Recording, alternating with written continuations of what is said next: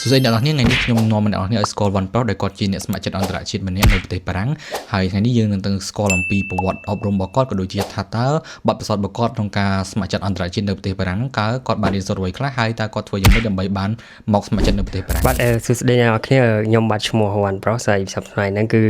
ខ្ញុំគឺជានិស្សិតដែលទើបតែចប់ការសិក្សានៅ Department ភាសាបារាំង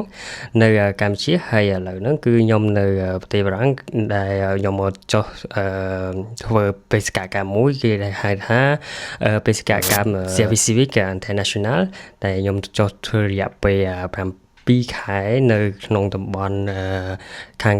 Sud de la Franceតើអ្វីទៅដែលជំរុញឲ្យវ៉ាន់ប្រុសហ្នឹងសម្រេចចិត្តថាមកធ្វើជាអ្នកស្ម័គ្រចិត្តអន្តរជាតិនៅប្រទេសបារាំងហ្នឹងមែនទេទៅខ្ញុំបានមកបារាំងហ្នឹងគឺខ្ញុំមានគោលបំណងរបស់ខ្ញុំគឺបីទី1ហ្នឹងគឺមកស្វែងរកពីវប្បធម៌របស់បារាំងហើយមួយទៀតហ្នឹងគឺការរបៀបរបបនៃការរស់នៅរបស់គេហើយមានគោលដៅឬក៏គោលបំណងធំជាងគេមកហ្នឹងគឺថាមែនទេទៅគឺខ្ញុំចង់បង្រឹងឬក៏នៅភាសាបារាំងរបស់ខ្ញុំមិនមែនតែត្រឹមតែបង្រឹងទេប៉ុន្តែវាជួយបង្រៀនឲ្យខ្ញុំនឹងចូលទៅក្នុងសង្គមខាងក្រៅផ្សេងទៀតតែក្រៅពីសង្គមអីដែលយើងបានឃើញនៅក្នុងប្រទេសខ្មែរហ្នឹងគឺវាពិតជាខុសប្លែកគ្នាខ្លាំងមែនទែនគឺថាវាបានបើកនៅគំនិតនៃការគិតរបស់យើងកាន់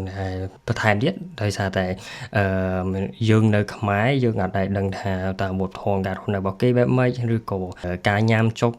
ការនិយាយស្ដីការទំនាក់ទំនងនៅខាងក្រៅនឹងបែបម៉េចចឹងហើយវាដល់ពេលដែលម្ដងហ្នឹងគឺវាបង្រៀនខ្លាំងមែនទែនតែម្ដងហើយ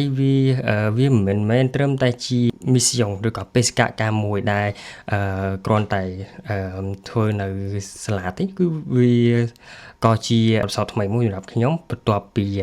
បញ្ចប់ការសិក្សានឹងដែរអូខេស្ដាប់ទៅគួរចាប់អារម្មណ៍មែនទែន mission ហ្នឹងប៉ុន្តែយើងធ្វើម៉េចដើម្បីយើងមានឱកាសក្នុងការដាក់មកបានហ្នឹងហើយយើងដាក់តាមរយៈអីគេហើយវាមានលក្ខខណ្ឌអីគេត្រូវចេះភាសាបារាំងឬក៏បើយើងអត់ចេះបារាំងទេយើងអាចមកបានហើយសម្រាប់ criteria ដែលគេត្រូវការដំបូងគឺគេត្រូវការអ្នកដែលចេះបារាំងកម្រិតចាប់ពី niveau B1 ឡើងទៅ B2 ឡើងទៅហើយបន្ទាប់មកទៀតក៏មានការសម្ភាសន៍ខ្ញុំរំលឹកតិចការសម្ភាសន៍ហ្នឹងគឺខ្ញុំសម្ភាសន៍2ដងគឺជាប់គ្នាសម្ភាសន៍លើកទី1គឺនៅខ្មែរដែលនៅខ្មែរហ្នឹងគឺយើងសម្ភាសន៍ជាមួយនឹងខាងស្ទូឌីយោរបស់ខ្មែរហ្នឹងទៅហើយស្ទូឌីយោហ្នឹងខាងណាខាងទូតឬក៏ខាង France Volontaire គឺខាង France Volontaire ហ្នឹងឯងចូលសម្ភាសន៍ទី2គឺខ្ញុំមកគឺត្រូវសម្ភាសន៍ជាមួយបារាំងផ្ទាល់តែម្ដងគឺតាមរយៈ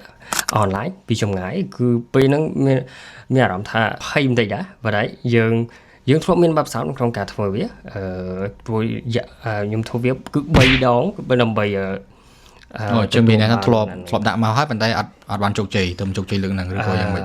បាទគឺធ្លាប់ច្រើនដងអីតាមពីខ្ញុំរៀននៅឆ្នាំទី3ក្នុងពេលហ្នឹងថាគឺខ្ញុំជាប់សុភាដល់វគ្គទី2ដែរប៉ុន្តែត្រូវធ្លាក់តែចាប់តាំងពីការសុភាហ្នឹងក៏ធ្វើយើងទទួលបានបទពិសោធន៍ថ្មីកាពិតគន្លឹះនៃការសុភាហ្នឹងគឺគេចង់បានជាគេចង់ឲ្យយើងយល់ពី mission របស់គេចង់ឲ្យយើងយល់ពីតម្រូវការរបស់គេថាតើ mission ហ្នឹងគេចង់បានឲ្យគេធ្វើអីគេខ្លះហ្នឹងទៅអញ្ចឹងខ្ញុំសិក្សាទាំងអស់ទៅលើ mission ទាំងអស់ហ្នឹងហើយបន្តមកទៀតសូម្បីតែឈ្មោះនៃ region ដែលខ្ញុំដាក់ហ្នឹងគឺក៏ត្រូវស្គាល់ដែរខ្ញុំចាំតាមពីថ្ងៃខែដែលគេ region នឹងត្រូវបានបង្កើតឡើងឬក៏ចាំតាមពីប្រជាជនដែលគេនៅទីនោះផ្ទាល់នឹងដែរម្ដងអូខេអញ្ចឹងមានសំណួរចុងក្រោយតើវ៉ាន់ប្រុសមានជាការណែនាំក៏ដូចជាប្រាប់ទៅបងប្អូនជំនាន់ក្រោយឬក៏អ្នកក្រោយដែលថាចង់មកធ្វើការងារស្ម័គ្រចិត្តនៅបារាំងតើគួរត្រៀមខ្លួនឬក៏ដំបូងមានតែធ្វើបែបម៉េចគឺទី1ហ្នឹងគឺដូចតែខ្ញុំបានប្រាប់ពីដំបូងឡើយហ្នឹងស្គាល់ពីខាងគេឲ្យច្បាស់ថាតើវាជាអ្វីប្រកបនៅពេលដែលយើងដឹងច្បាស់គឺគេនៅវគ្គដែលសុភាគេសួរអីក៏យើងចេះដែរ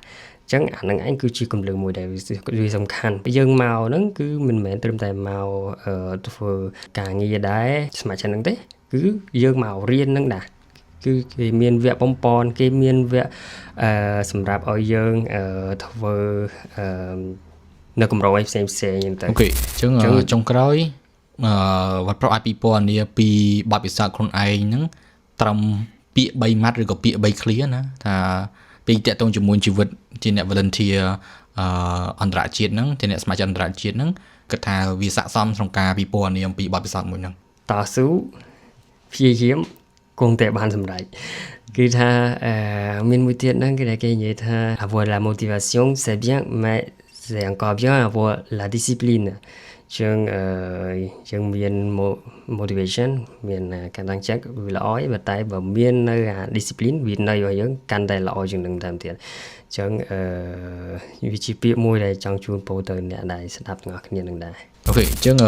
ការសម្ភាសរបស់ខ្ញុំមួយបានប្រាប់ខ្ញុំគិតថាដល់ទីបញ្ចប់ហើយអញ្ចឹងបើសិនជាបងប្អូនអ្នកគ្នាឬក៏សិស្សច្បងណាក៏ដោយដែលមានបំណងចង់បន្តមកបារាំងនេះក្នុងក្របខ័ណ្ឌជាអ្នកស្ម័គ្រចិត្តអន្តរជាតិអញ្ចឹងបងប្អូនអ្នកគ្នាអាចសួរព័ត៌មានបន្ថែមទាក់ទងជាមួយបានប្រុសខ្ញុំដាក់ទំនាក់ទំនងរបស់គាត់នៅខាងលើអញ្ចឹងបងប្អូនអ្នកគ្នាអាចទាក់ទងគាត់បានអញ្ចឹងជួបគ្នានៅវីដេអូក្រោយជម្រាបលាបាយបាយ